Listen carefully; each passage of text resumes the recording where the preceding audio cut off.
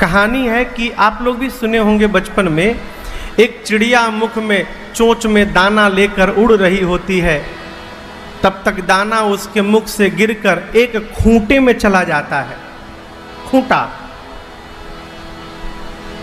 तो जाती है चिड़िया, खूंटा से बोलती है, खूंटा खूंटा मोर दाल दो, का खाऊं का पीऊं का लेके परदेश जाऊं, का लेके परदेश जाऊं। कहता नहीं नहीं मैं दाल नहीं दूंगा। तो जाती बढ़ई के पास, बढ़ई बढ़ई तुम खूंटा चीरो, खूंटा में मोर दाल है, का खाऊं का पीऊं का लेके परदेश जाऊं। वही स्थिति हमारी हुई है। आज विश्राम सत्र में हम पहुंच गए हैं, अकल तक भगवान अभी चित्रकूट में पहुंचे हैं। अब हम नहीं समझ पा रहे हैं कि का रोकूं का सुनाऊं का लेके हम बनारस जाऊं। दिमाग सुन्न हो गया है,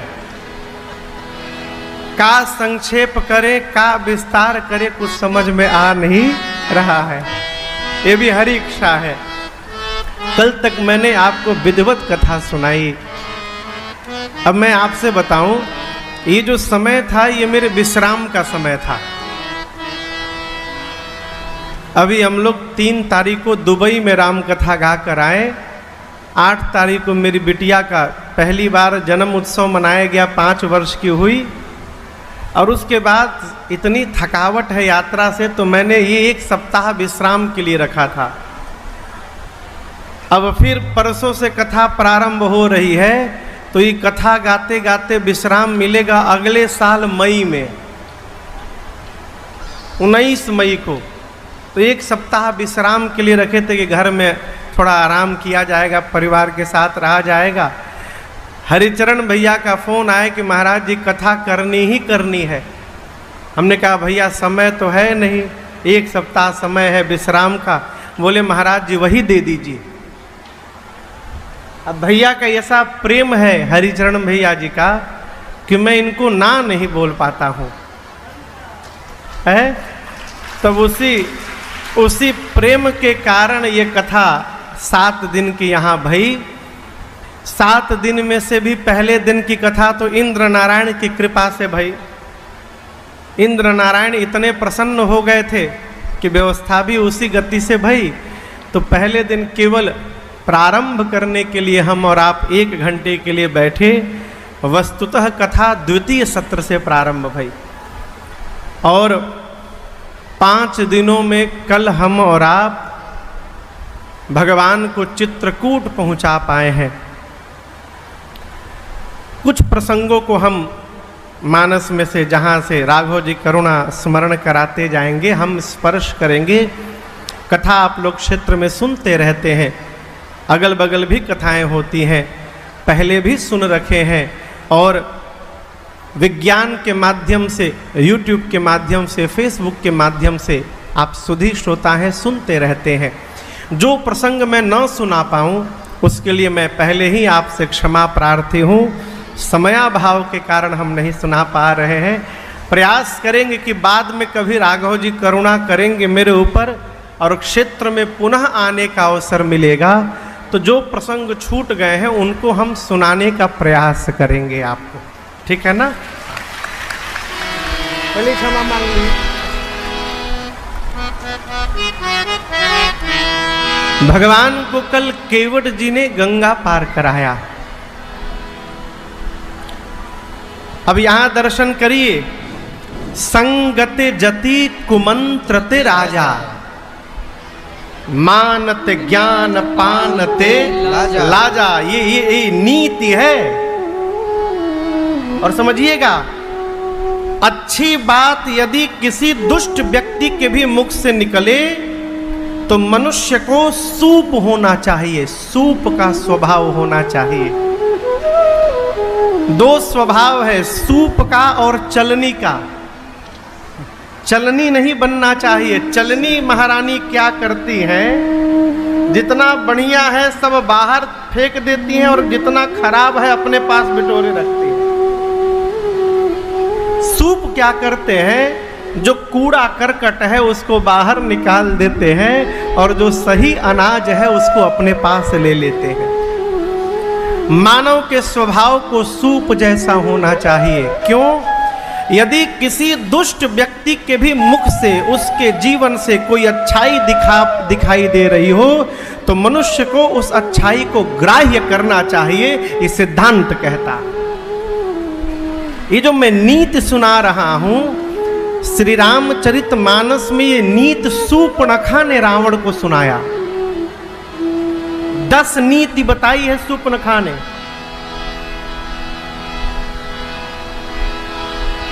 शूर्पणखा कहती है, राजनीति बिनु धन बिनु धर्मा, हरि ही समर पे बिनु सत कर्मा।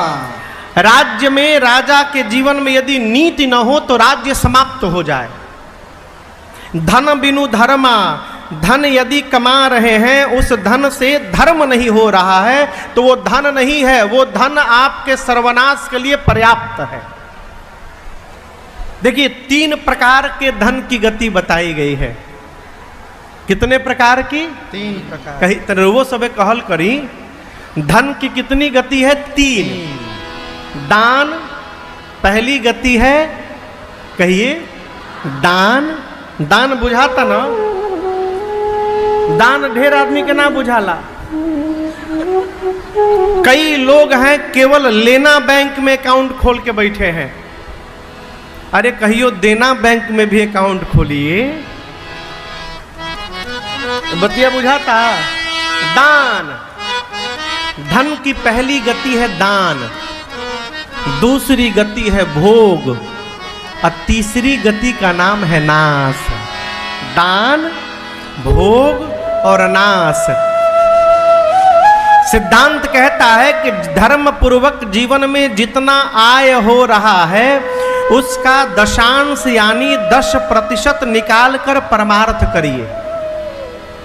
यदि आप 1 लाख रुपया महीना कमाते हैं तो 10,000 निकालिए हर महीने अरुण बाबू, और उसको परमार्थ में लगाइए। परमार्थ कहे तो किसी गरीब की बिटिया की शादी में लगा दीजिए, कोई पढ़ नहीं पा रहा है तो उसकी पढ़ाई में लगा दीजिए, कोई बीमार है तो उसके उपचार में लगा दीजिए। ये दशांश से परमार्थ करिए।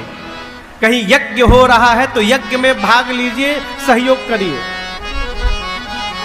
10% के बाद जो 90% है उसका क्या करें महाराज? तो उसके भी कई विभाग हैं। कुछ अंश परिवार के पोषण में लगाइए, कुछ अंश अपने ऐश्वर्य को बढ़ाने में लगाइए, कुछ अंश भविष्य के बारे में लेकर सुरक्षित करके रखिए, और उसके बाद जो बचता है उसको भोग जाइए। क्या कर जाइए? भोग जाइए। कई, क्षमा करिएगा, कई बड़े बड़े लोगों को मैंने देखा है, करोड़पति अरबपति हैं, लेकिन जब नहा कर निकलेंगे तो फटहा तौलिया लपेट के कमर में अब भगवान के सामने जाके खड़े हो जाएंगे, प्रभु संकट दूर हरे। ए जन्म में तो दूर ना हुई संकट। जब इतना होने के बाद भी फटहल तौलिया पहने हो आप, कैसे दूर होगा हो? दान करिए, परिवार का पोषण करिए, परमार्थ करिए, भविष्य की चिंता करके कुछ सुरक्षित रखिए, और जो बचा उसको भोग जाइए। और क्षमा करिएगा, यदि ये सब आप नहीं कर पा रहे हैं तो तीसरा आपको नहीं करना है, आप जमा करके जाइए, और जो पीछे बैठे हो नाश करने के लिए पर्याप्त है, नाश कर जाएंगे। दान भोग यदि आप नहीं करेंगे और रुपया खाली पेट में नहीं पेटी में भरेंगे तो घरवा वाले भगवान से मनाएंगे, भगवान इनको जल्दी उठाओ, उठाइए प्रभु, हमने के फूंकी तापी जा है। अब इस 3 गति में भी सर्वश्रेष्ठ गति कौन है? उत्तरकांड के अंत में भगवान शंकर मां भवानी से कहते हैं, देवी सो धन धन्य प्रथम गति जागे। पार्वती मनुष्य जीवन में जितना धन अर्जित कर रहा है उस सारे धन में वही धन सर्वश्रेष्ठ है जो धन प्रथम गति में जा रहा है, अर्थात दान में जा रहा है। वो आपके जीवन का सर्वश्रेष्ठ धन है, वो धन धन्य है। धन बिनु धर्मा, जिस धन से धर्म न हो वो धन व्यर्थ है। शूर्पणखा ने कहा हरि ही समर्पे बिनु सत्कर्मा, बिना भगवान को सत्कर्म सौंपे सत्कर्म का फल हमको आपको प्राप्त होने वाला नहीं है। ये शूर्पणखा कहती है। कथा सुन रहे हैं ना? घर जाइए, आज नहीं कभी भी किसी भी महापुरुष के श्रीमुख से कथा सुनिए। कथा सुनने के बाद घर जाइए, बिना हाथ पांव धोए तुरंत घर के मंदिर में जाइए, हाथ में जल लीजिए, अब भगवान से बोलिए। किस भाषा में बोले महाराज? संस्कृत नहीं आती है, भगवान दुनिया की सब भाषा समझते हैं। भगवान केवल संस्कृत समझते हैं, इस भ्रम से बाहर रहिएगा। और हम एक बात कहें, भगवान यदि केवल भाषा समझते न माई बाप, तो जीवन में कभी गूंगे की मुराद पूरी न हो पाती। वो तो बेचारा बोल ही नहीं पाता है, भगवान उसकी भी सुन लेते हैं। हाथ में जल लीजिए और कहिए प्रभु आज हमने जो भी कथा श्रवण की अथवा आज हमने जो परमार्थ किया, उस सत्कर्म का जितना पुण्य अर्जित हुआ सब पुण्य मैं आपके श्री चरणों में अर्पित करता हूं। इतना बोल के वो जल भगवान के सामने छोड़ दीजिए। अब ये क्या हुआ? आपके जीवन का पुण्य भगवान के बैंक अकाउंट में जमा हो गया। अब इसको आज की भाषा में समझिए। रुपया समझ रहे हैं ना? रुपया यदि आपके अकाउंट में जमा हो गया तो वो व्हाइट मनी हो गया। साल के अंत में जब आईटी रिटर्न भरने जाएंगे तो सीए आपका पूछेंगे कि महाराज ये रुपया कहां से आया अकाउंट में, आपको बताना पड़ेगा। जो रुपया अकाउंट में गया वो व्हाइट मनी हो गया, और जो तकिया के नीचे दबा के रखे हैं वो ब्लैक मनी है। और याद रखिएगा, जहिया छापा पड़ी वो जितना ब्लैक मनी है सब चला जाएगा सरकार के पास, हमारे आपके काम आने वाला नहीं है। उसी प्रकार पुण्य जब तक आप अपने पास रखे हैं वो ब्लैक है, और उसी पुण्य को जब आप संकल्प करके भगवान के अकाउंट में जमा कर देंगे तो वो व्हाइट बन जाएगा और वो भगवान के पास सुरक्षित हो जाएगा। अपना ही रुपया जब आप बैंक से वापस निकालते हैं तो बैंक वाले उसमें कुछ ब्याज लगा करके देते हैं ना। तो अपना पुण्य जब आप भगवान से वापस लीजिएगा समय आने पर, प्रभु ये कृपा करिए, तो आपके पुण्य के प्रभाव से भगवान कृपा करेंगे, तो भगवान भी वापस करेंगे तो ब्याज लगा कर करेंगे। और याद रखिएगा, बैंक वाले की ब्याज की सीमा है, भगवान के ब्याज की कोई सीमा नहीं है। भगवान का ब्याज असीम है, भगवान अपनी क्षमता से प्रदान करेंगे। हरि ही समर्पे बिनु सत्कर्मा, सत्कर्म जब तक भगवान को समर्पित नहीं होगा व्यर्थ है। आगे कहती है शूर्पणखा, मन संगत जति कुमंत्र तेरा जा, मानत ज्ञान पानते लाजा। एक बात बोलूं सरकार, क्षमा चाहता हूं। सरकार विरक्त महापुरुष है, विरक्त है, लेकिन थोड़ी कड़वी बात है, क्षमा करिएगा। गृहस्थी को लंबे समय तक किसी सन्यासी महापुरुष के पास नहीं रहना चाहिए।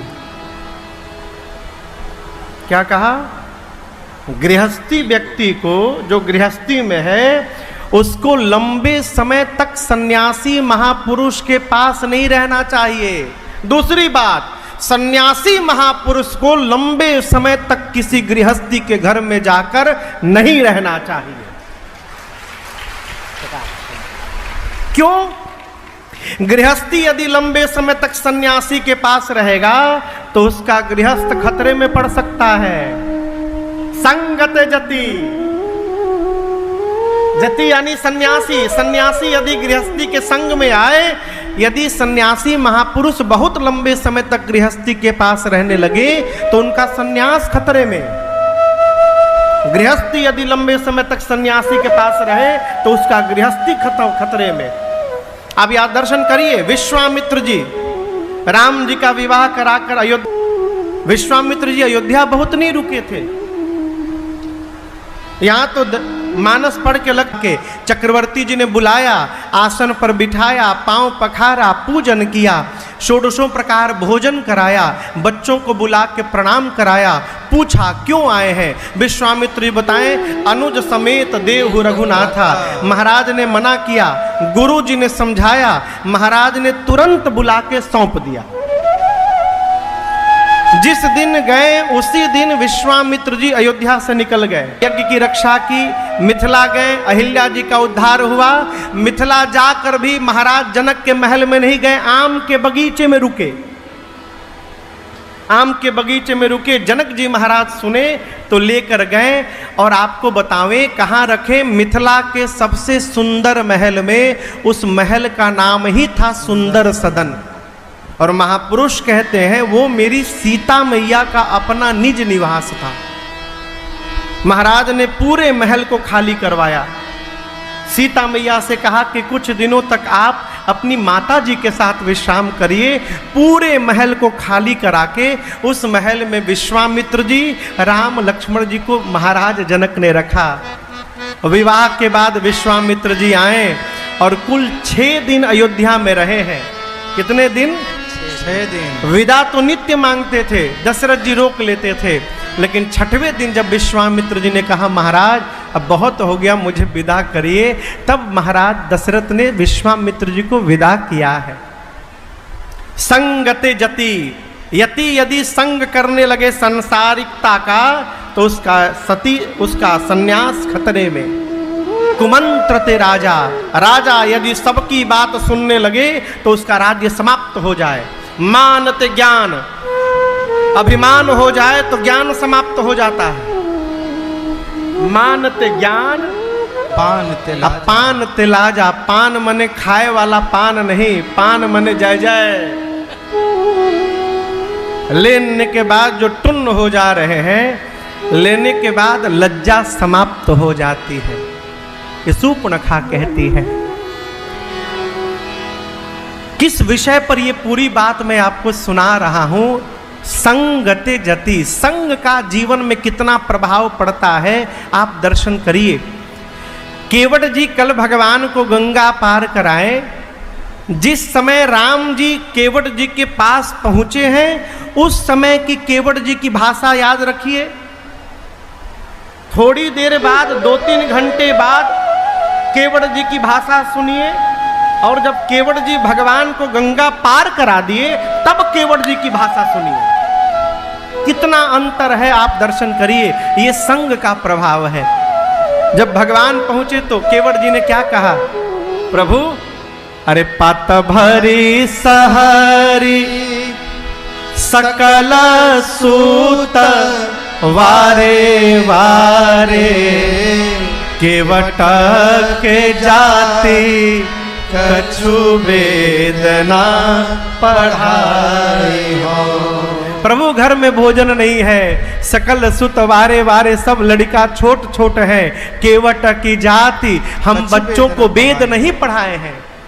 पूरा परिवार, अरे सब परिवार मेरो याही लागी राजा जी हो दीन बितहीन, कैसे दूसरी गढ़ाई हो।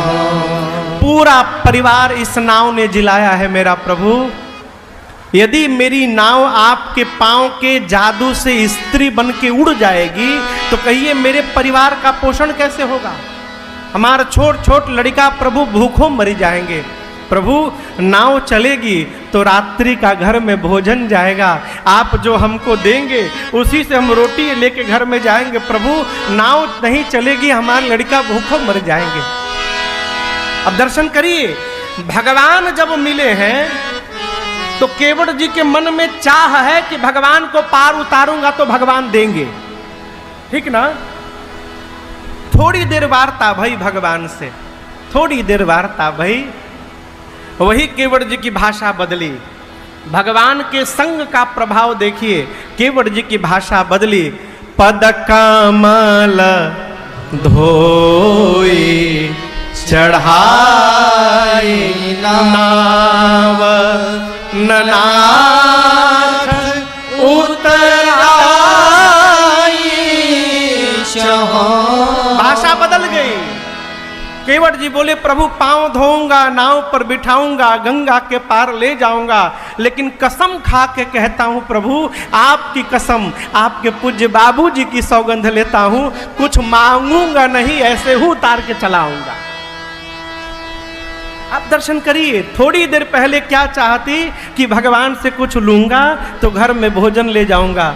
थोड़ी देर भगवान की संगति भई तो थोड़ा भरोसा बढ़ा कि यदि भगवान है, जब दांत न थे तब दूध दिए, अब दांत दिए हैं तो अन्न भी देंगे।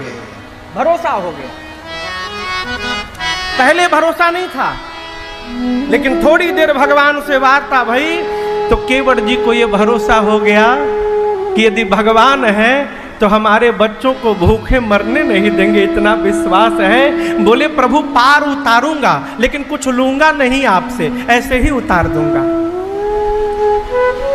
थोड़ी देर और संगति भई,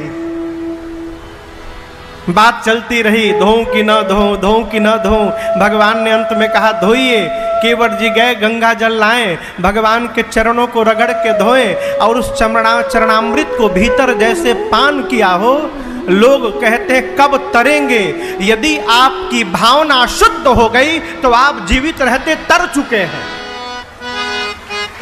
आपकी भावना यदि शुद्ध हो गई तो तरना बाकी नहीं है, वो आप तर चुके हैं। लोग कहते कोई आदमी मर जाए ना तो लोग कहते फलाना मुक्त हो गई। मरने के बाद मुक्ति उक्ति नहीं होती है। मरने के बाद केवल एक काम होता है, तेरही, बस। वो भी लड़का यदि संस्कारित तो होगा तभी होगा, नहीं तो अभी जो वर्तमान में स्थिति है, माई बाप जीवन भर सनातनी रहते हैं हो, लड़कवा माई बाप के मरने के बाद आर्य समाजी बना दे रहे हैं। टाइम नहीं है ऑफिस में, 3 दिन बहुत है। जिस माँ ने 9 माह कोख में पाला, उस माई बाप के लिए यदि हमारे पास 15 दिन का समय नहीं निकल पा रहा है तो हम मनुष्य नहीं है माई बाप, हम पशु से भी गए गुजरे हैं, हम पशु भी नहीं है। जो जीवन रहते मुक्त नहीं हो पाया, उसको मरने के बाद मुक्ति नहीं मिलने वाली, इसको याद रखिएगा। प्राण निकलने वाला है और यदि लॉकर की चाबी कांखी तर दबा हुआ है, ऐसा आदमी गंगा जी में भी मरेगा तो मुक्त नहीं होगा। मरने के बाद मुक्ति सब लोग बताते हैं, परंतु जीते जी मुक्त रहना, जीते जी मुक्त रहना, संतों से सीख जाए, हर हाल में खुश रहना, संतों से सीख जाए, हर हाल में खुश रहना है। केवट जी भगवान के चरणामृत को पान किए, ऊपर से नीचे तक सब तर गया हो, बुद्धि शुद्ध हो गई। थोड़ी और वार्ता भई, भगवान की संगति प्राप्त भई। अब तीसरा स्टेज देखिए। पहले बोले प्रभु आप देंगे तो घर में भोजन जाएगा। दूसरी बार थोड़ी देर बाद भाषा बदली, पार उतारूंगा, कुछ नहीं मांगूंगा।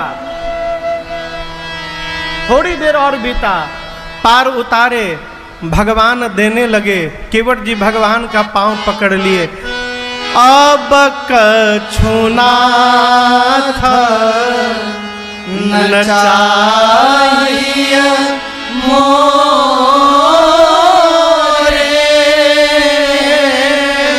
आप इस बात की कल्पना कर सकते हैं, भगवान दे रहे हैं सामने से।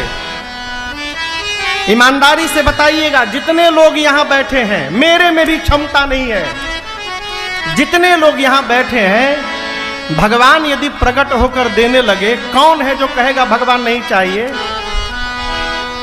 कहिए। आदमी तो घर से निकलकर मंदिर जा रहा है तो पहले से सूची बना के जा रहा है कि आज का मांगे के बाद, घर में से सूची तैयार है। केवट जी कहे प्रभु कुछ नहीं चाहिए। जानते हैं क्यों निकला मुख से? केवट जी को पता चल गया है कि जो प्राप्त हुआ है इस जीवन के लिए वो पर्याप्त हो गया है। ये जानना बहुत जरूरी है कि जो प्राप्त है वही पर्याप्त है। हम तो ये जान ही नहीं पा रहे हैं कि क्या प्राप्त हुआ है, इसलिए मांग रहे हैं। केवट जी को भगवान दे रहे हैं। केवट जी बोले प्रभु कुछ नहीं चाहिए। क्यों? क्या नहीं मिला? मिटे दोष दुख दारिद दावा। केवट जी 4 वस्तु बोले। मेरे प्रभु 4 वस्तुएं समाप्त हो गई। दोष, दुख, दरिद्रता और दावा यानी ताप। दोष का संबंध आंख से होता है। दोष का संबंध किससे होता है? आंख से। आंखें दोष देखती हैं। केवट जी बोले प्रभु आज के पहले जिसको देखता था उसमें कमी दिखाई पड़ती थी प्रभु, लेकिन जब से आपको देख लिया है अब जिधर देखता हूं उधर केवल आप ही आप दिखाई देते हैं नाथ।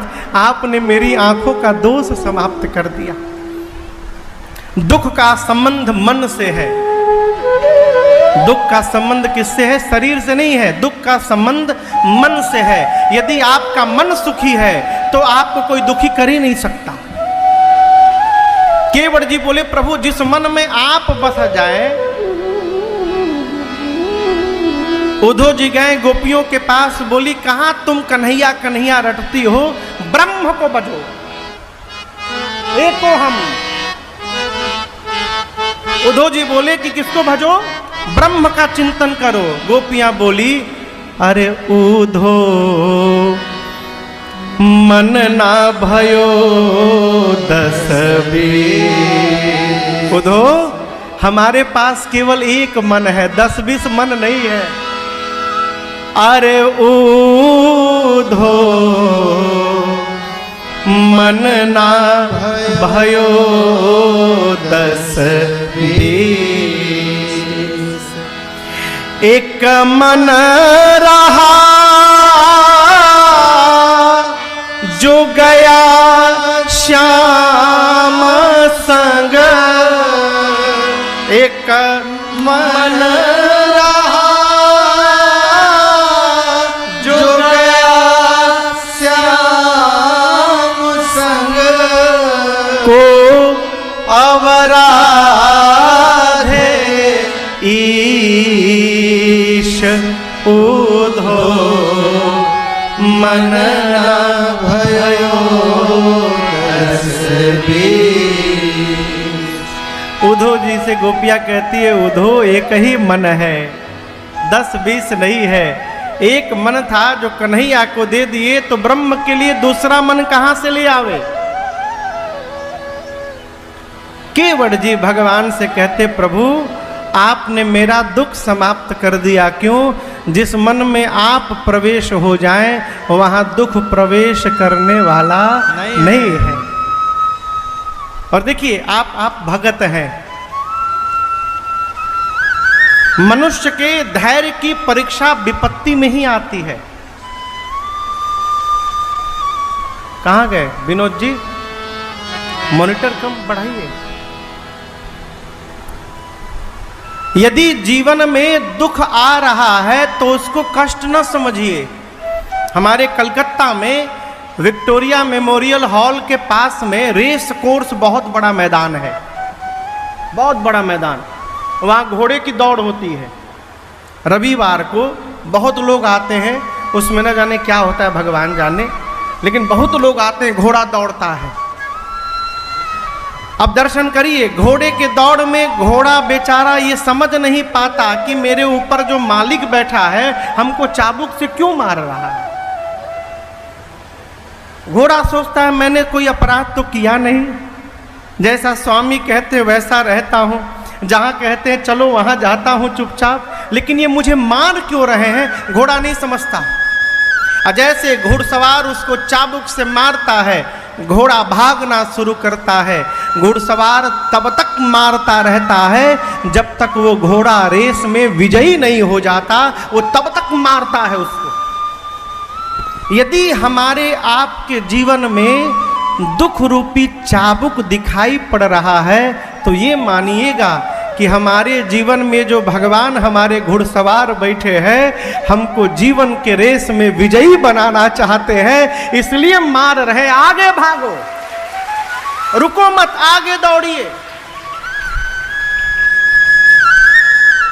भगवान में मन में यदि बस जाएंगे तो दुख समाप्त हो जाएगा। केवट जी बोले प्रभु मिटे दोष दुख, तीसरा दारिद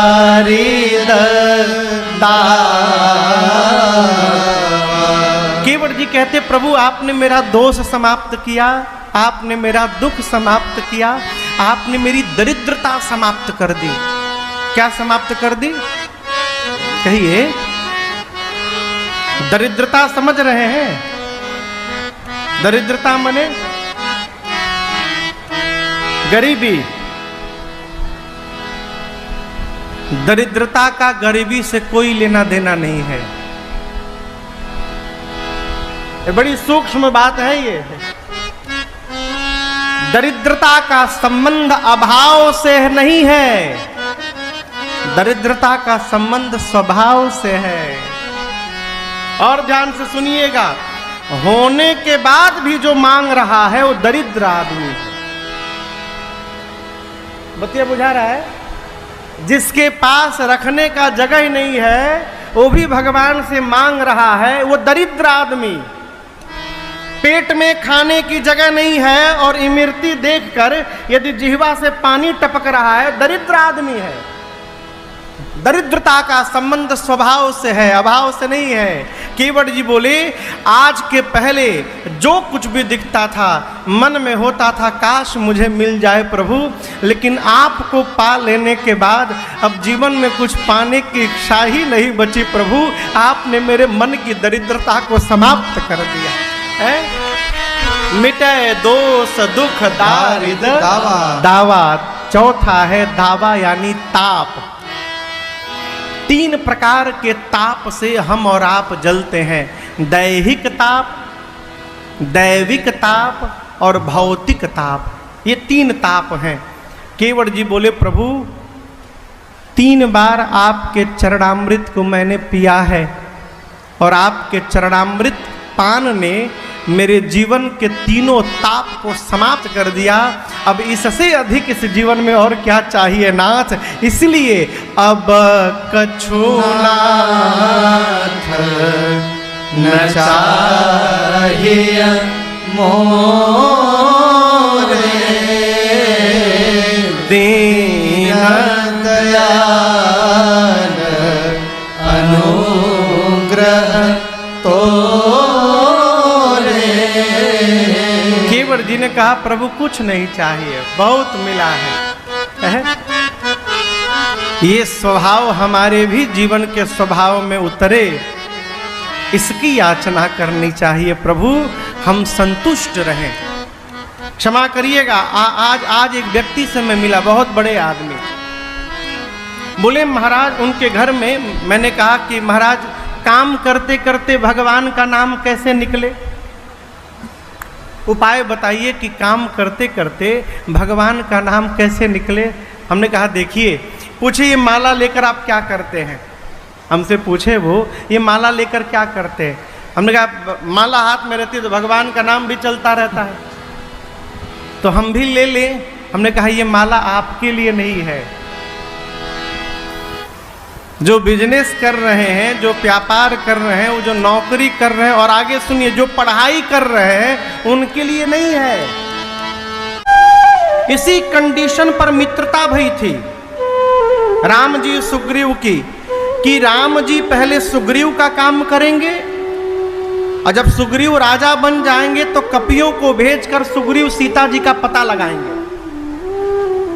भगवान ने अपना वचन पूरा किया, सुग्रीव को राजा बनाया। आपके गांव के बाहर, आपके दरवाजे, गांव के बाहर, दरवाजे तो नहीं कहेंगे, भगवान किष्किंधा नहीं गए थे, बाहर थे। भगवान 14 साल किसी नगर गांव में नहीं गए, हर नगर गांव के बाहर बाहर रहते थे। उदासीन व्रत का संकल्प है प्रभु का। गांव के बाहर आपके गुरुजी मिले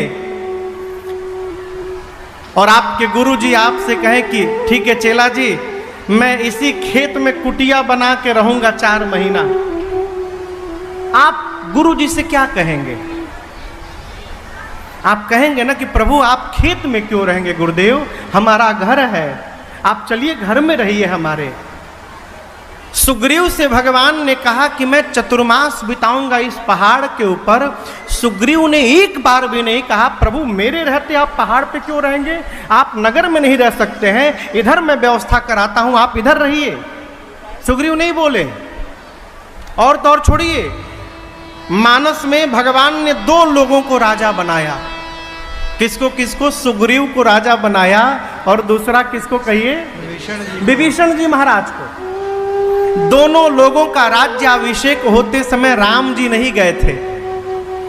सुग्रीव जी का जब राज तिलक हुआ तो लक्ष्मण जी को भेजा, और जब विभीषण जी का रावण के वध के बाद राज तिलक किया तो विभीषण जी के राज तिलक में सुग्रीव जी के साथ आप सरिस निज अनुज पठावा, लक्ष्मण जी को भेजे साथ में। लक्ष्मण जी सुग्रीव जी जाकर विभीषण जी का राज तिलक किए। विभीषण जी राजा बनने के बाद तुरंत उतरे, राम जी के पास पहुंचे। लेकिन यहां सुग्रीव जी को जब राजा बनाने लक्ष्मण जी गए, राज तिलक हुआ, लक्ष्मण जी खड़े हैं, सुग्रीव से भगवान लक्ष्मण जी बोल रहे हैं तब सुग्रीव ठीक है, बहुत बढ़िया, जय जय। लक्ष्मण जी बोले ठीक ठीक, फिर मैं हाँ ठीक है चलिए। लक्ष्मण जी बोले अद्भुत है भाई, राजा बनते बदल गया। लक्ष्मण जी अकेले आ गए। राम जी बोले कहाँ है सुग्रीव?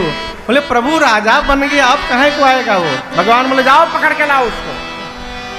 तो लक्ष्मण जी दोबारा गए, पकड़ के लाए सुग्रीव को। भगवान बोले कि मैं प्रवर्षण पर चतुर्मास बिता रहा हूं। जी प्रभु। काम याद है ना? जी प्रभु। सीता जी का पता लगाना है, कर दोगे ना? जी प्रभु। राम जी बोले जाऊं? जी प्रभु। राम जी चले गए, सुग्रीव अपने राज्य में गए। और आप चिंतन करिए, पूरा का पूरा चतुर्मास बीत गया, सुग्रीव एक दिन भी भगवान की सुधि लेने भी नहीं गया। भूल गया। जिस सुग्रीव को भगवान का दर्शन मिला, जिस सुग्रीव को भगवान ने मित्र बनाया, भगवान को देखने के बाद जब वो भूल जा रहा है तो हम और आप भूल जा रहे हैं। इसमें कौन सी बड़ी भूल हो जा रही है? वो आनंद में रहिए, इससे बिल्कुल ना घबराइए कि हम भगवान को भूल गए। जब याद आ रहा है कि भूल गए हैं तब से लग जाइए, फिर लगे रहिए, फिर भगवान की माया आपको भुलाएगी, फिर याद आए फिर लगिए, यही क्रम चलने दीजिए। भूलिए लगिए, भूलिए लगिए। भगवान भी जब बार बार देखेंगे, बार बार माया भुलाती है, बार बार चला आता है, तो भगवान कहेंगे लगता है ये मानेगा नहीं। तब भगवान की करुणा बरसेगी और ये माया का प्रभाव समाप्त होगा, और तब मन सदैव के लिए भगवान के चरणों में चला जाएगा। एक बार भूल जा रहे हैं उसे ना घबराइए। बिना भगवत कृपा के हो, मैं नहीं कह रहा हूं, मानस में सुग्रीव जी ने कहा है राम जी से। लक्ष्मण जी जब पकड़ के लाए चतुर्मास के बाद, सुग्रीव आते आते भगवान के चरणों को पकड़ लिए। कहे प्रभु यह गुण साधन ते नहीं हो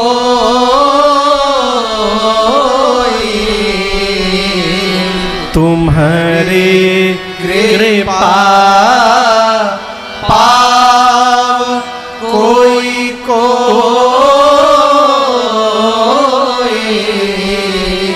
सुग्रीव कहते प्रभु माया से बच जाना, क्रोध से बच जाना, लोभ से बच जाना, मोह से बच जाना, मद से बच जाना और मत्सर से बच जाना प्रभु, ये साधन से होने वाला नहीं है। साधन कहे तो माला जप के, पूजा करके, दर्शन करके, ये होने वाला नहीं है ना। कब तक हो नहीं होगा?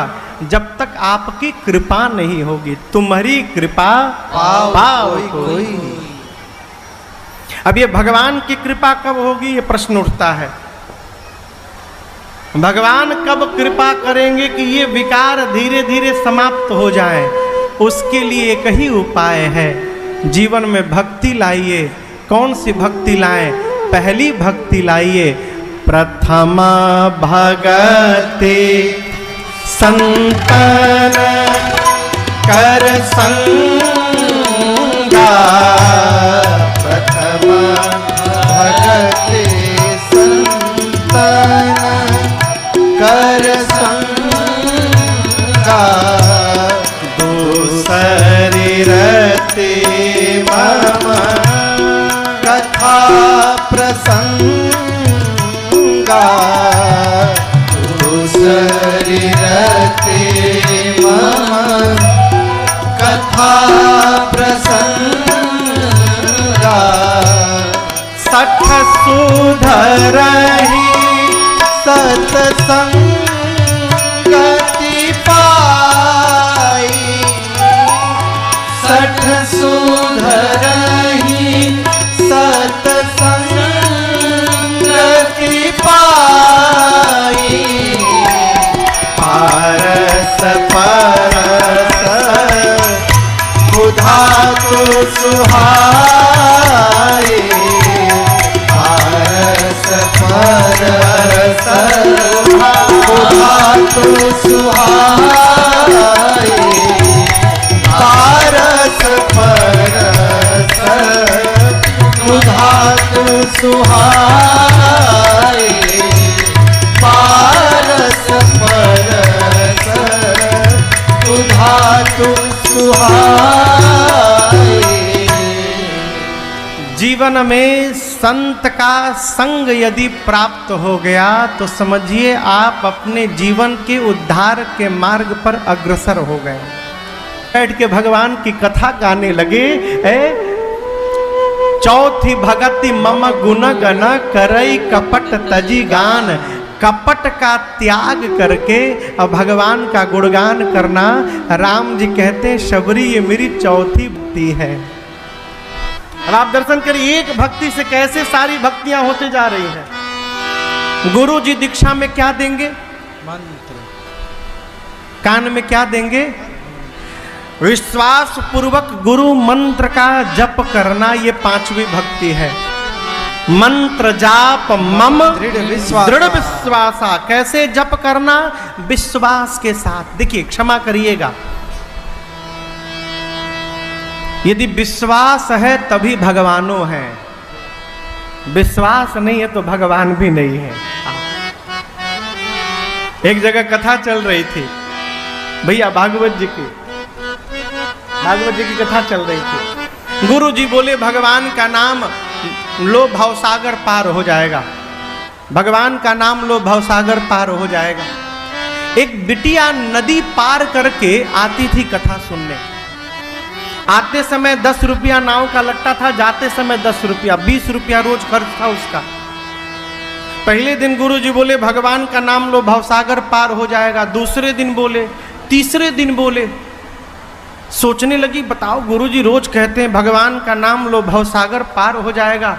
सागर यदि पार हो जाएगा, हम तो नदी पार करके आते हैं, तो जो नाम सागर पार करा सकता वो नदी नहीं पार करा देगा। आज गुरुजी बोले तो अवश्य भोजन हो जाए तो कितना आनंद होगा। जाकर बोली गुरुदेव आपकी बड़ी कृपा मेरे पर, मैं आपको भोजन कराना चाहती हूँ। पूछे घर कहाँ है तुम्हारा? बोली नदी के उस पार गांव है। बोले मेरा भी घर उधर ही है, नदी पार करके ही मुझे जाना है। कल कथा के बाद जब यहाँ से चलूँगा तो रास्ते में तुम्हारे घर भोजन करूँगा, फिर जाऊँगा। ठीक गुरुजी। 7वें दिन आई, कथा पूरी भई। जब गुरुजी को लेके जाने लगी, नदी के किनारे पहुंची तो गुरुजी बोले नाव बुलाओ बेटा। बोले नाव क्यों गुरुदेव? बोले अरे नदी पार करनी है ना। बोले अरे गुरुदेव मैं भी भ्रम में थी कि नाव से ही नदी पार हो सकते हैं, लेकिन आपने ऐसा मंत्र हमको पकड़ा दिया गुरुदेव, 3 दिनों से नाव का चक्कर ही खत्म हो गया। बोले क्या बोल रही है तू? बोले सही बोल रही हूँ गुरुजी। बोले मैंने कौन सा मंत्र बता दिया? आप कहते थे ना भगवान का नाम लो भवसागर पार हो जाएगा। मैं सोची कि यदि भवसागर पार हो सकता है तो नदी क्यों नहीं पार हो जाएगा। 3 दिनों से नाम लेके ही आ जा रही हूँ। गुरुजी बोले दिमाग ठीक है तेरा? क्या बोल रही है? बोले अभी दिखाती हूँ। गुरुजी खड़े रहे, अब भगवान का नाम लेते लेते लेते लेते नदी के उस पार चली गई। अब गुरुजी से बोली गुरुजी आइए। अब गुरुजी सोचे ही तो पार हो गई, क्या हमहू पार हो पाएंगे? का जाए कि न जाए, ये हमरे उपाय सुन के पार हो गई। गुरुजी गए, डूब गए।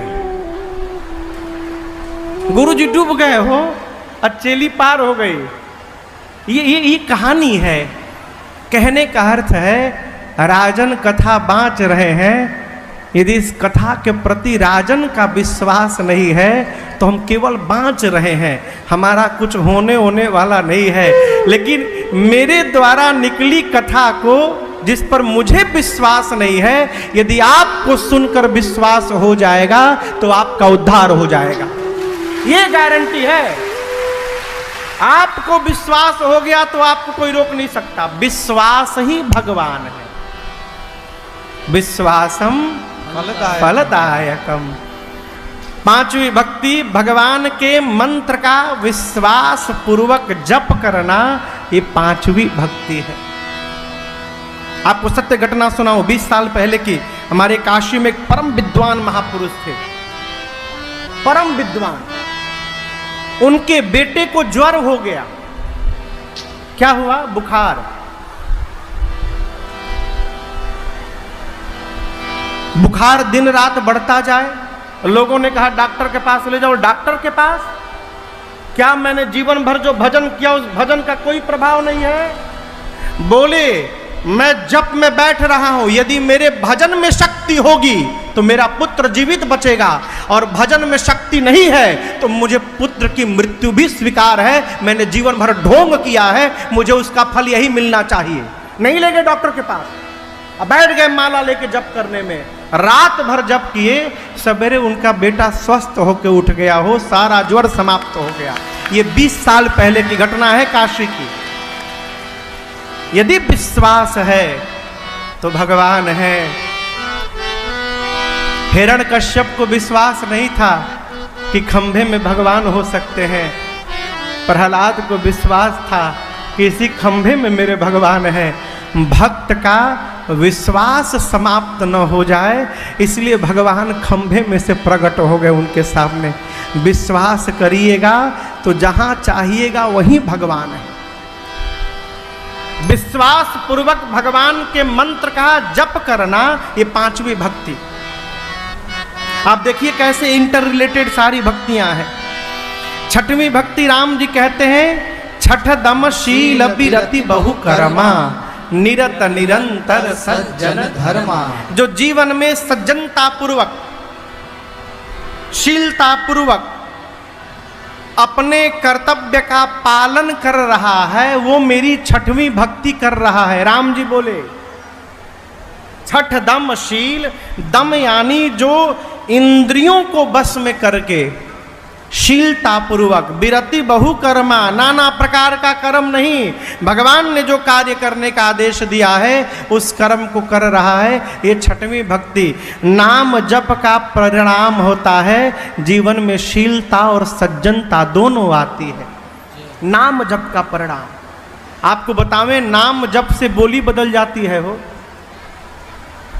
जिन राजन को आप लोग सुन रहे थे, मैं पहले ऐसे नहीं बोलता था। मुझे तो मानस पढ़ने का भी ढंग नहीं आता था। अपने पूज्य महाराज श्री से केवल एक बार मैंने मार खाई है, एक बार। बैठ के पाठ कर रहा था, हमने के बिहारी भोजपुरी आदत, सब में पुलिंग, चाय खाएम, दूध पिएम, चाय बन रहा है कि बन रही है, यह ना मालूम रहे। ऊपर से भोजपुरी के साथ बंगाल का असर, बंगाली, वहाँ तो पीने का काम में नहीं है, सब खाने का काम है। अब बंगाल की आपको हिंदी बताऊं, जो सुन रहे होंगे भैया क्षमा करिए, वहाँ यदि भाई के लिए बोलना होता तो हिंदी में कहते हैं हमारा भाई आएगी, हमारा दीदी जाएगा। वहाँ तो और उल्टा है। तो मुझे न बोलने आता था, न बैठने आता था, न चलने आता था, न खाने आता था। पूज्य महाराजा श्री के पास बैठ के मानस पढ़ रहा था तो दीन्हा, कीन्हा, लीन्हा, चीन्हा शब्द है, हम उसको दिन्हा, लिन्हा, किन्हा पढ़ रहा था। एक बार महाराज जी टोके, 2 बार टोके, और तीसरी बार जैसे मैंने दिन्हा बोला, एक झापड़ ऐसा प्रसादी दिए हमको यहाँ जांघ पर कि 2 दिन तक वो प्रसाद दिखाई देता रहा। और उस प्रसादी के बाद आज तक दिन्हा चिन्हा नहीं निकला, एक ही झापड़ में सुधर गया हम। भगवान के नाम जप से वाणी मधुर हो जाती है। उदाहरण इस श्री रामचरित मानस जी में है। आप बताओ, कौवा कहीं मीठा बोलता है का हो? कहिए। लेकिन श्री रामचरित मानस में कौवा जी हैं, वो मीठा बोलते हैं। कौन? श्री काकभुषुंडी जी महाराज। गरुण जी आए, करी पूजा समेत अनुरागा। काकभुषुंडी जी ने अनुराग के साथ गरुण जी की पूजा की। अब पूजा करने के बाद मधुर बचन तब बोले कागा। मधुर बचन तब बोले कागा। बोला कि नहीं बोला मधुर? मानस कथा गाने वाले कौवा महाराज भी मीठा बोलते हैं। यदि कौवा महाराज पर मानस की कृपा हो जाए और उनकी वाणी में माधुर्य आकर तो देखिए, गाइए। क्षमा चाहता हूं, क्षेत्र में अखंड मानस पाठ होता है, लेकिन जैसे हो रहा है वैसे पाठ होने से कुछ होने वाला नहीं है। मैं भी क्षेत्र में देख रहा हूं कैसे पाठ हो रहा है। पाठ कराने वाले जजमान को पाठ से कोई लेना देना नहीं। भाड़े पर लोग को बुला दिए, 20,000 25,000 में तय हो गया। अब वो जैसे पढ़े वो जाने, ही तो करा रहे हैं बस, का पढ़े रहे कोई मतलब नहीं। रात में पूरा घर सो गया है। एक जगह मैं सुन रहा था, रात को मैं घटना सुना रहा हूँ आपको। मानस पाठ होता है तो सुनते समझ में आ रहा है कि कौन सा प्रसंग चल रहा है। जैसे रात के 1:30-2 बजा, पूरा का पूरा 40-50 दोहे का प्रसंगे गायब हो गया। घर वाले सो गए हैं, पढ़ने वाले एक पेज के जगह सीधे सीधे 40-50 पेज पलट दिए। के देखे आवता, सुरती खा के पढ़ रहे हैं, बीड़ी पी के पढ़ रहे हैं। इस पढ़ने से दोष लगेगा किसको? जो बुला के पढ़वा रहा है उन यजमान को दोष लगेगा। मेरी प्रार्थना है, श्री रामचरित मानस जी साक्षात मेरे रघुनाथ जी का वांग्मय स्वरूप है। ये किताब नहीं है, ये किताब मत समझिएगा, ये रघुनाथ जी का स्वरूप है। इनके साथ खिलवाड़ न करिए माई बाप, आप न करवाइए, आप न करवाइए। ठीक है, करवाइए तो शुद्धता से कराइए और ठीक से कराइए। मैं इस बात के लिए मध्य प्रदेश और छत्तीसगढ़ के लोगों को बहुत बहुत साधुवाद और धन्यवाद देता हूँ। वहाँ आज भी लोग निष्ठा से मानस जी का पाठ करते हैं, आज भी। तो हम लोग घूमते रहते हैं, कथाओं में देखते हैं, लोग मानस के साथ खिलवाड़ नहीं करते। सज्जनताशीलता पूर्वक कर्तव्य का पालन करना 6वीं भक्ति है। और जीवन में सज्जनता आ जाएगी, शीलता आ जाएगी और भगवान के नाम का जप के प्रभाव यदि उतरने लगेगा तो सब में भगवान का दर्शन होने लगेगा। सिया राम मैं सब जग जानी,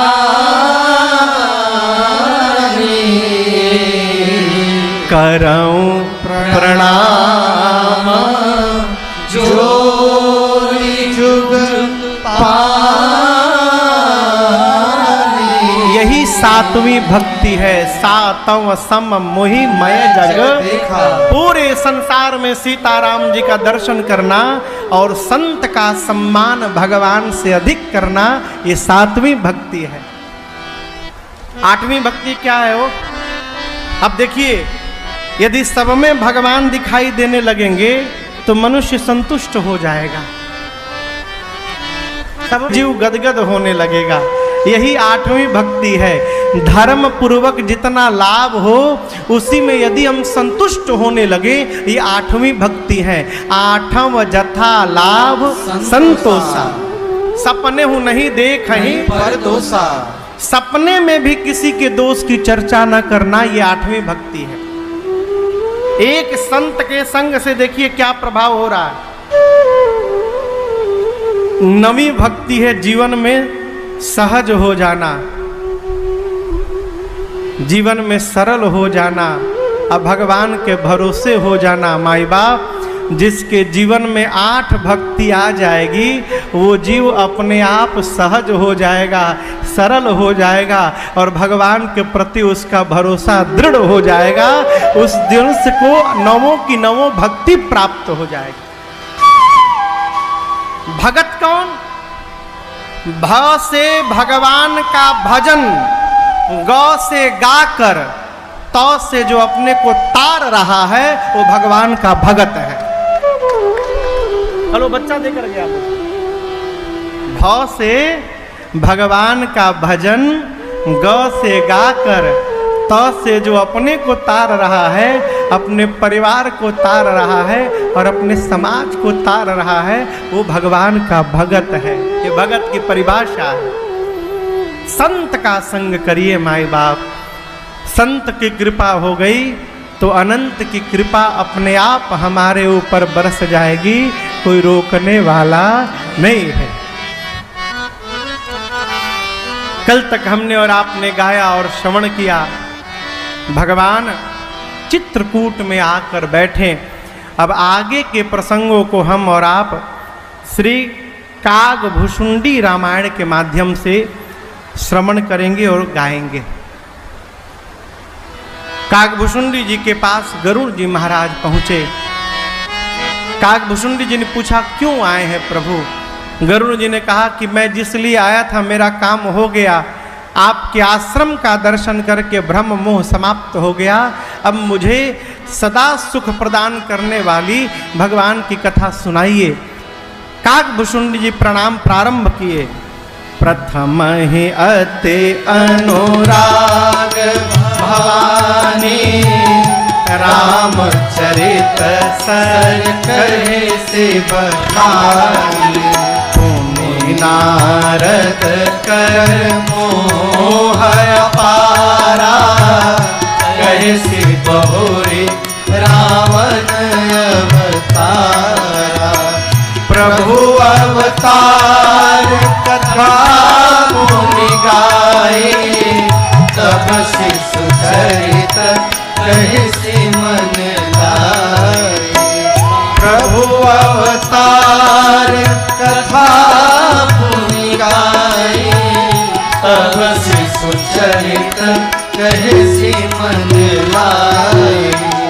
प्रथम ही अति अनुराग भवानी। शंकर जी कहते हैं भवानी जी प्रथमतः अति अनुराग के साथ रामचरित सर कहे सी बखानी। बालकांड दोहा क्रमांक 1 से लेकर दोहा क्रमांक 43 तक मानस सर है। क्या है? मानस सर है। इसको कागभुशुंडी जी ने सुनाया। अब यहाँ दर्शन करिए, शंकर भगवान यहाँ अपने विवाह की चर्चा नहीं किए, क्योंकि शंकर जी ही कथा सुना रहे हैं पार्वती जी को, इसलिए अपने विवाह की बात काट गए। गोस्वामी जी बाबा कहते हैं पुनि नारद कर मोह अपारा, कहे सि बहुरी रावण अवतारा। कैसे नारद जी को मोह हुआ मैंने आपको सुनाया था, काकभूषुंडी जी ने उस प्रसंग को सुनाया। फिर प्रताप भानु के प्रसंग को मैंने आपको सुनाया था, कैसे रावण का अवतार हुआ, काकभूषुंडी जी ने गरुण जी को सुनाया। प्रभु अवतार कथा पुनि गाए, तब शिशु चरित कहे सी मन लाए। भगवान के अवतार यानी राम जन्म की कथा सुनाई काकभूषुंडी जी ने, और भगवान का शिशु चरित्र सुनाया। शिशु चरित्र कहाँ तक, भगवान ने माँ को जो विराट रूप का दर्शन कराया वहाँ तक का प्रसंग शिशु चरित्र है, काकभूषुंडी जी सुनाया। अब आगे बाल चरित कही विविध विधि, मन महु परम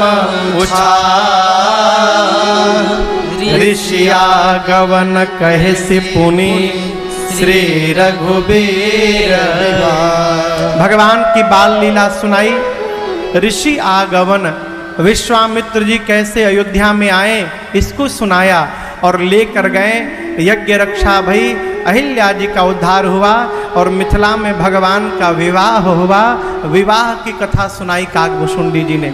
इसके बाद विवाह करके आए अयोध्या में, बहुरे राम अभिषेक प्रसंगा, पुनि नृप वचन राज रस भंगा, पुरवासिन कर विरह विषादा, कहे सी राम लक्ष्मण संवादा। विपिन गवन केवट अनुरागा, सुरसरि उतरे निवास प्रयागा, वाल्मीक प्रभु मिलन बखाना, चित्रकूट जिमि बसे भगवाना, सचिवा गवन नगर नृप मरना, भरता गवन प्रेम बहु बरना, कर नृपतिया संग पुरवासी, भरत गए जहाँ प्रभु सुख राशि। मुनि रघुपति बहु विधि समुझाए, लय पादुका अवधपुर आए। भरत रहनी सुरपति सुत करने, प्रभु त्रिभेट पुनि वरनी, भरत रहनी सुरपति सुत करने, प्रभु त्रिभेट पुनि वरनी। बहुरी राम अभिषेक प्रसंगा, भगवान के अभिषेक की चर्चा अयोध्या में प्रारंभ हुई। पुण्य नृप वचन राज रस भंगा, महाराज ने कैकेयी मैया को 2 वचन दिए, पूरे आनंद में भंग पड़ गया। पुरवासिन कर विरह विषादा, अयोध्यावासी विषाद में उपस्थित हो गए, विरह में डूब गए। कहे श्री राम लक्ष्मण संवादा, लक्ष्मण जी से भगवान ने कैसे कहा कि आप यहाँ पर रहिए, परिवार का राज का देखभाल करिए। लक्ष्मण जी ने मना किया, प्रभु मैं साथ में चलूँगा। इस प्रसंग को सुनाया। विपिन गवन, भगवान वन में गए, केवट अनुरागा, केवट जी की कथा सुनाई। सुरसरी उतरी, गंगा पार किए, प्रयाग निवास प्रयागा, तीर्थराज प्रयाग में भरद्वाज जी के पास विश्राम हुआ। भरद्वाज जी से विदा लेकर भगवान आगे बढ़े। वाल्मीक प्रभु मिलन बखाना, भगवान श्री वाल्मीकि ऋषि से मिले, पूछे हम कहाँ रहे प्रभु। वाल्मीकि जी ने कहा चित्रकूट में रहिए, चित्रकूट जिमि बसे भगवाना। यहाँ तक की कथा मैंने आपको विस्तार से सुनाई। ठीक, अब आगे श्रवण करिए। सचिवा गवन नगर नृपम वरना, सचिव सुमंत जी अयोध्या पहुँचे। महाराज सुने कि राम नहीं आए तो 6 बार राम राम राम राम राम राम कह के महाराज ने प्राण का त्याग कर दिया। 6 बार क्यों कहा? राम जी को बन गए वो 6वीं रात्रि थी। महाराज सोचे 6 रात बीत गए, अब मेरा प्राण नहीं गया अब तक, मानो पश्चाताप करते हुए महाराज ने 6 बार राम राम कहा, प्राण का त्याग किया। भरतागवन प्रेम बहु बरना। भरत जी आए और माँ कौशल्या से जाकर कहने लगे, माँ भैया के वनवास में यदि मेरी लेश मात्र भी असहमति हो न माँ, तो जो पाप गौ की हत्या से लगता है मुझे लग जाए माँ, जो पाप माता पिता की हत्या से लगता है मुझे लग जाए, जो पाप सदगुरु की हत्या से लगता है मुझे लग जाए। भरत जी 28 पाप गिनाए, बोले सारे पाप लग जाए। तब मां कौशल्या ने कहा, भरत जिस सूर्य के आने से अंधकार समाप्त होता है, यह संभव है कि किसी दिन अंधकार सूर्य को समाप्त कर दे, पूरा का पूरा आकाश एक बादल में समाहित हो जाए, धरती क्षमा का त्याग कर दे, ज्ञान होने के बाद मोह समाप्त न हो, मछली जल से निकलकर जीवित रह जाए, ये सब संभव है। लेकिन मेरा भरत अपने भैया राम के विरुद्ध कभी व्यवहार करेगा, ये किसी युग में संभव नहीं है भरत, ऐसा कदापि नहीं हो सकता है। प्रेम बहु बरना। भरत जी ने महाराज की अंतिम क्रिया की, करी नृप क्रिया संग पुरवासी। भरत जी अयोध्या वासियों के साथ, भरत गए जहां प्रभु सुख राशि। भरत जी सबको लेकर चित्रकूट गए। क्यों? इसलिए गए कि भरत जी जानते हैं घर में यदि हमसे एक दिन भी बड़ा कोई है तो अपने बड़े के रहते कभी घर का मालिक नहीं बनना चाहिए। ये सिद्धांत कहता है। भरत जी को सभी लोग राजा बना रहे थे। भरत जी बोले, देखे बिन रघुनाथ पद जियके जरन न जाय। सबको लेके भरत जी चित्रकूट पहुंचे। चित्रकूट में भगवान ने भरत जी को समझाया, पुनि रघुपति बहु विधि समुझाए। भरत जी को भगवान ने अपनी पादुका दी, लय पादुका अवधपुर आए। भरत जी पादुका लेकर आए, अयोध्या के राज सिंहासन पर पादुका को रखे और उन पादुकाओं को भरत जी सीताराम जी मानते हैं। उन्हें लगता है कि मानो साक्षात सीताराम जी बैठे हों। उन पादुकाओं से अनुमति मांग मांग कर अब भरत जी अपना व्यवहार राजपाट का करने लगे। गोस्वामी जी कहते हैं, भरत रहनी। भरत जी कैसे रहते हैं? अयोध्या में नहीं रहते। देखिए, सेवक और स्वामी का अंतर बोलने से पता नहीं चलना चाहिए, व्यवहार से पता चलना चाहिए, बोलने से नहीं। कई लोग कहते हैं कि हम आपको बहुत मानते हैं। अरे बोलिए मत, आपका व्यवहार बतावे कि आप हमको मानते हैं। भरत जी सोचे कि मेरे भैया वन में हैं और मैं महल में रहूंगा। भरत जी अयोध्या छोड़ के नंदीग्राम चले गए। रात को जब सोने की बारी आई तो मन में सोचने लगे, भैया तो धरती पर सोते होंगे, मैं सेवक हूँ, मैं भी यदि धरती पर सोऊंगा तो स्वामी की बराबरी हो जाएगी। भरत जी धरती में गड्ढा खोद के और उस गड्ढे के भीतर सोने लगे। स्वामी से नीचे सोना है हमको। ये भरत रहनी। सुरपति सुत करनी। सुरपति यानी भरत जी के जाने के बाद इंद्र का बेटा जयंत कौआ बन के आया, सीता मैया के पांव में चोंच से मार के भाग गया। भगवान ने आपको सुनाया था कल, कुशा का ब्रह्मास्त्र छोड़ा, जयंत भगे भगे आया, क्षमा याचना की, भगवान ने एक आंख निकाल के उसको क्षमा कर दिया। प्रभु अरु अत्रि भेंट पुनि बरनी। जयंत के प्रकरण के बाद भगवान सोचे अब यहाँ चित्रकूट में रहना ठीक नहीं है, आगे बढ़े। अत्रि मुनि से मिले। अत्रि जी ने भगवान की स्तुति की है। अत्रि जी भगवान से वरदान मांगे, प्रभु मन आपके चरणों में लगा रहे। भेंट करने के बाद भगवान आगे बढ़े। कहि बिराध बध जहि विधि देहत जी सरभन बरनि सुतीक्षण प्रीति पुनि प्रभु अगस्त सतसंग। भगवान आगे बढ़े अत्रि जी के पास से और मार्ग में एक बिराध नामक दैत्य मिला। भगवान ने उसको गति दी। सर्वभंग नाम के एक ऋषि मिले। भगवान की प्रतीक्षा में थे। आपको बतावें, सरभंग जी ब्रह्मलोक जा रहे थे, बहुत बड़ा पद प्राप्त हुआ उनको। ब्रह्मलोक से विमान आया था, विमान में चढ़ गए जाने के लिए। तब तक किसी महात्मा ने कहा कि आप जा रहे हैं और वो आ रहे हैं। बोले कौन आ रहे हैं? राम जी आ रहे हैं, आपके आश्रम के सामने से जाएंगे। सरभंग जी विमान से नीचे कूद गए। विमान लाने वाले दूतों ने कहा, सरभंग जी आपके जीवन भर के पुण्य का फल आपको प्राप्त होने जा रहा है, और आप उतर गए। सरभंग जी बोले, जीव जैसे पता मिला पूरी कथा हनुमान जी सुने। संपाति जी ने कहा कि एक छलांग में जो 100 योजन की दूरी तय कर सकता है वही राम जी का कार्य पूर्ण करेगा। सारे कपि लोग संशय रखने लगे, मैं 20 योजन जा सकता हूं, मैं 30 योजन, मैं 50 योजन, पार जाए कर संशय 100 योजन की हिम्मत कोई नहीं भरी।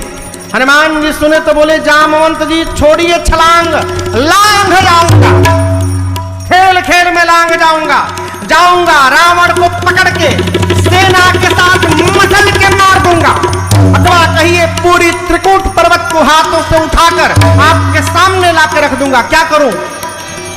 जामवंत जी बोले, कुछ नहीं करेंगे, ना मारिएगा, ना लपेटिएगा, ना रगड़िएगा, चुपचाप जाइएगा, सीता जी को देख करके आइएगा, बस। हनुमान जी बोले, उतना दूर जाऊंगा, रावणवा को 2-3 फाइट हमारे बिना चलाऊंगा, ना ना, डोंट टच हिम, रावण को छूना नहीं, केवल सीता जी को देख करके आइए। हनुमान जी सुनी सब कथा समीर कुम्हारा, नाघत भयो पयोध्याय।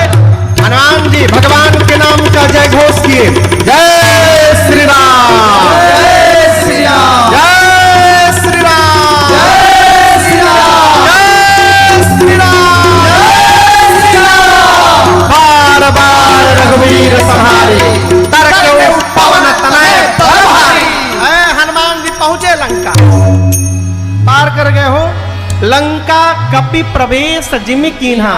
कैसे प्रवेश किए पता है? लंकिनी को प्रसादी देके, राम नाम का प्रसादी हनुमान जी लिए थे साथ में। लंका के मेन गेट पर लंकिनी खड़ी थी। हनुमान जी छोटका रूप बना के रात में जा रहे थे। लंकिनी बोली, चोरी करने आया है, चोर की भांति खा जाऊंगी। हनुमान जी बोले, खाना है तो आम खाओ। बोली, आम क्या है? हनुमान जी बोले, जो राम और आम को नहीं जानता उससे बड़ा भागा दूसरा कोई नहीं है। जो राम और आम को न जाने आदमी है, आम खाओ। बोली, लाए हो? हनुमान जी बोले, मलदाहवा ले आइल बनी, नीचे आओ। मुठिका एक महाकपि, हनुमान जी हन दिए हो, हनन बुझाता, हम दिए, धर दिए, एक मुष्टिका लेके जय श्री राम, उसको झुका के एक मुष्टिका हने खून की उल्टी करके बिलबिला गई। लंका कपि प्रवेश जिमि कीन्हा। हनुमान जी विभीषण जी से मिले, पता लेकर सीता जी के पास पहुंचे, भरोसा दिया, पुनि सीत ही धीरज जिमि। भगवान का काम पूरा हो गया। हनुमान जी सोचे थोड़ा इंटरटेनमेंट किया जाए। भाई इतना देखिए, अब यहाँ गूढ़ बात समझिएगा। हनुमान जी रामदूत बन के गए हैं। क्या बन के गए हैं? रामदूत। हनुमान जी ज्ञानी नाम अग्रगण्यम है, ज्ञानियों में अग्रगण्य है। सोचे रावणवा मानी ना, माने कर रही तो लौटा देले रही, लड़ाई होकबे करी। तो आया हूं तो पता चले कि कैसे कैसे योद्धा इसके पास है।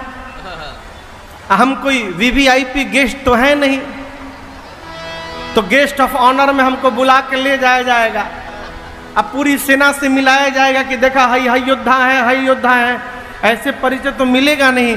हनुमान जी सोचे कोई उत्पात किया जाए, अपने हमसे लड़ने के लिए आएंगे तो पता चलेगा केकरा में कितना दम बा। ऐसा मन में सोचकर हनुमान जी वन उजारी, वन उजार दिए। रावण ही प्रबोधी, वन उजाड़े ना तो राक्षसों को रगड़ रगड़ के मारे।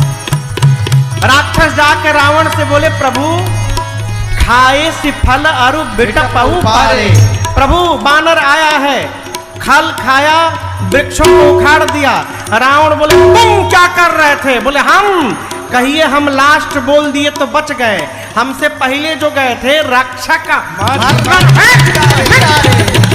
रखवालों को पकड़ के रगड़ रगड़ के मारा। अच्छा हनुमान जी राक्षसों को रगड़, अरे कई राक्षसों को तो हनुमान जी दहिया में रगड़ के मारे। अपन केश को सुई जैसा नुकीला कर लिया और पकड़ पकड़ के गही गही कपी। गही गही बुझाता, गही गही मने धा धा। राक्षस भाग रहे, हनुमान जी चहेड़ चहेड़ के पकड़ रहे, दौड़ते दौड़ते उठा के रगड़ रगड़ के फेंक रहे हैं। गही गही कपी मर गई निज अंगा बन उजारे। रावण के पास गए, रावण ही प्रबोधी, रावण को समझाएं, लेकिन समझाइएगा उसको जो समझने को तैयार हो। जो पहले से समझ के बैठा है उसको भगवानों समझाने वाले नहीं है। हनुमान जी समझाए, रावण नहीं समझा। पुर दही ना घेऊ बहुरी पयोधी, आग लगा दिए। हनुमान जी आग नहीं लगाए। देखिए साधु किसी के घर में आग नहीं लगाता। रावण का कर्म ऐसा था कि उसके कर्म ने लंका में आग लगवा दी। आग लगाने का आदेश दिया रावण ने। तेल कपड़ा उसके राक्षसों के घर से आया। आपको बतावें, राक्षस अपने अपने घर से कपड़ा निकालते थे ना, तो हनुमान जी को दिखाते थे, देखो देखो ये कपड़ा तुम्हारी पूंछ पर बांधा जाएगा, यही लपटाएगा तुम्हारे पूंछ पर। हनुमान जी मने मन कहते थे दिखाओ बेटा दिखाओ। जेकरा जेकरा घर से ही अग्निकांड में चंदा दिहल जाता ना, हमहू जीपीएस लोकेशन सेट कल जाता नहीं वो घर के। एक बार आग लागे तब प्रसादी बांटे खाते वही घर पर उतरे हम। आग लगा, जहां जहां से कपड़ा तेल घी आया था, हनुमान जी उसके घर पर कूदे, पूरा लंका पिघल गया। एक विभीषण कर गृह नाही। विभीषण जी का घर बच गया। क्यों?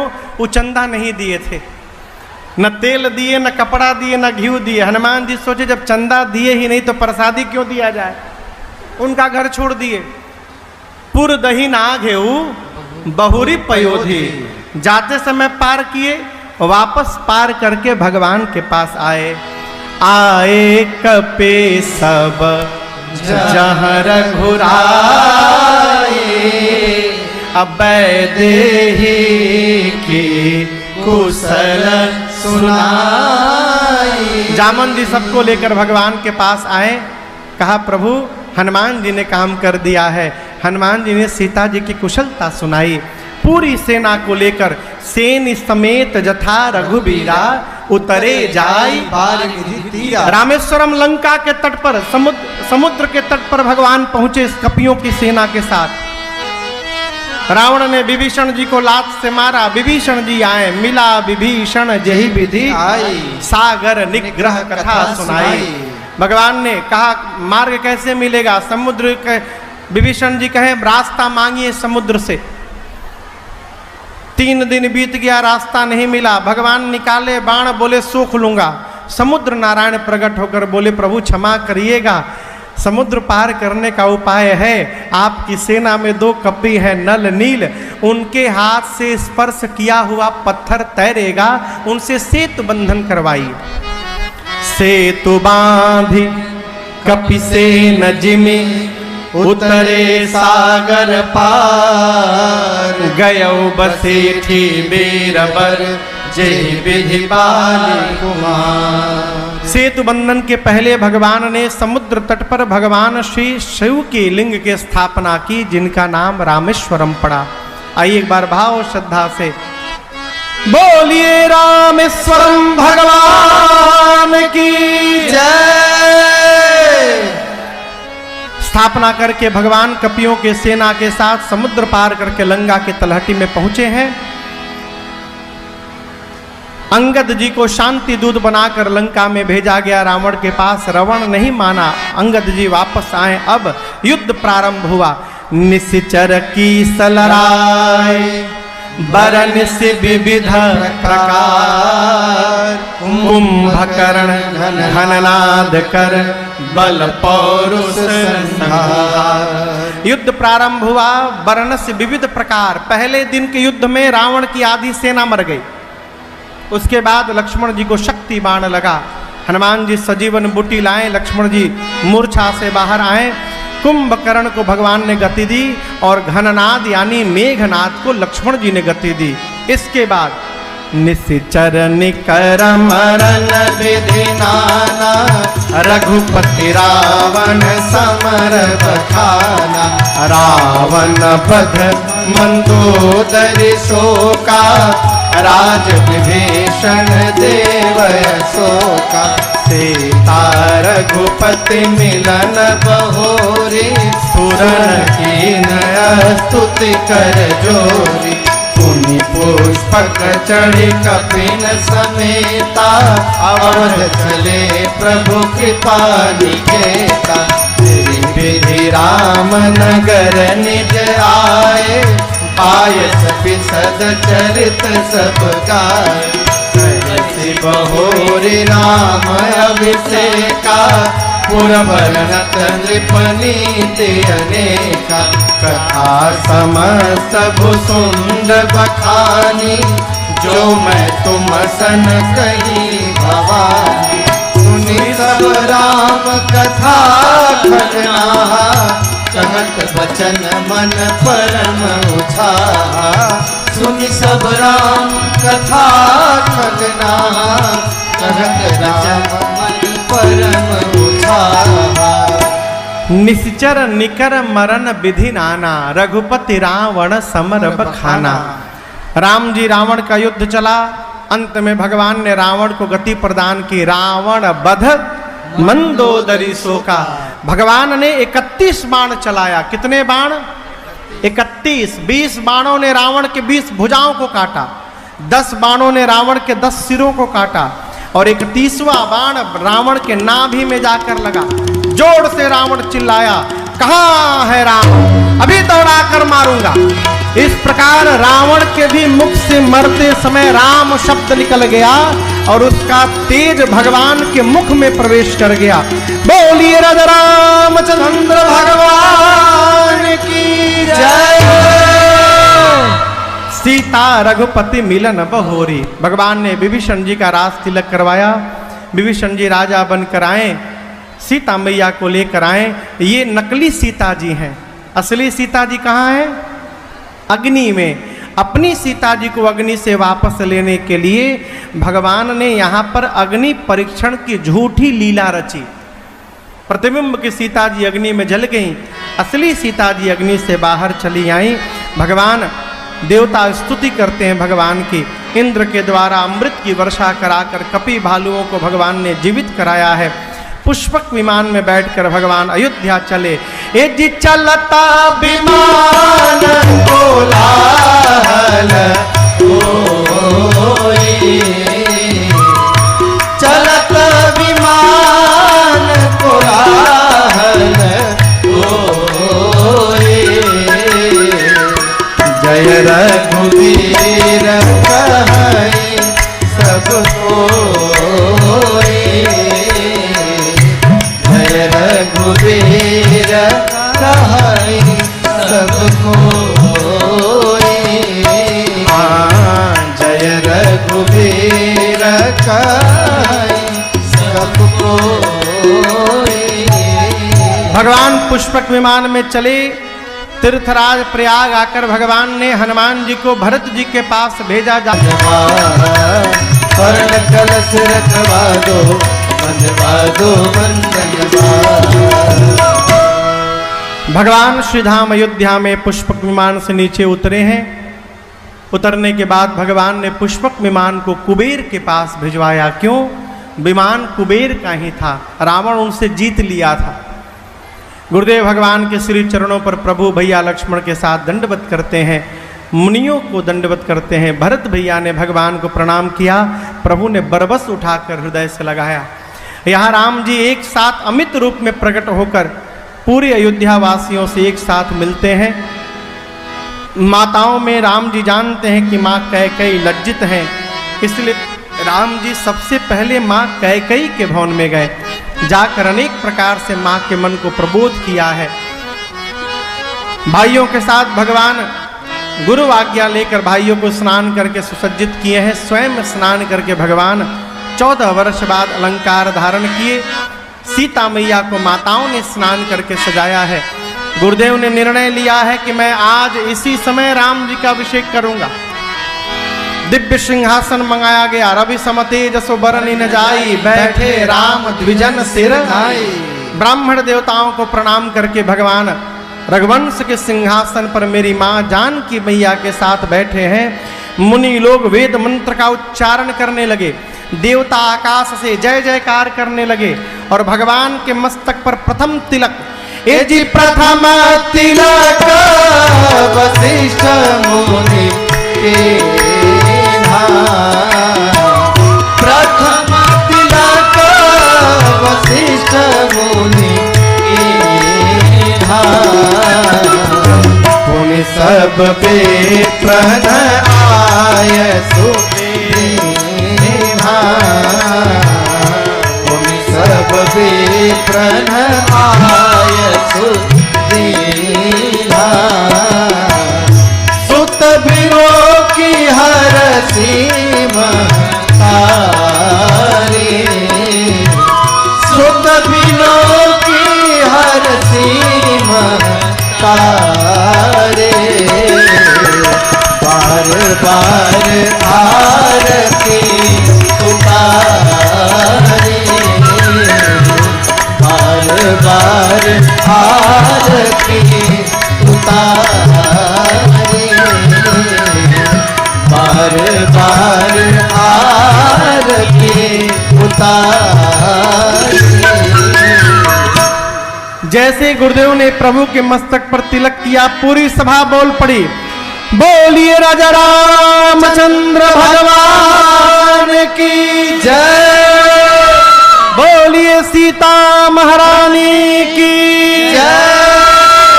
सखियां गाने लगी, अरे राजा बने रघुरैया, अवध आज बाजे बधैया। राजा बने रघुरैया, अवध आज बाजे बधैया।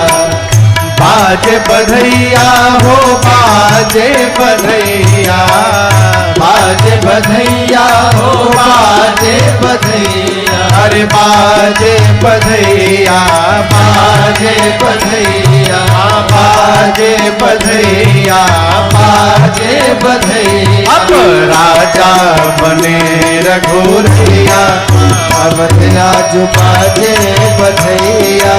राजा बने रघुरैया, अवध आज बाजे बधैया। धन्य अवधपुर धन्य महाराजा, धन्य अवधपुर धन्य महाराजा। धन्य अवधपुर धन्य महाराजा, धन्य अवधपुर धन्य महाराजा। धन्य धन्य तीनों मैया, अवध आज बाजे बधैया। राजा बने रघुरैया, अवध आज बाजे बधैया। केहू लुटावेला अनधन सोनवा, केहू लुटावेला अनधन सोनवा। अनधन सोनवा, अनधन सोनवा, अनधन सोनवा, अनधन सोनवा। केहू लुटावेला अनधन सोनवा, केहू लुटावेला अनधन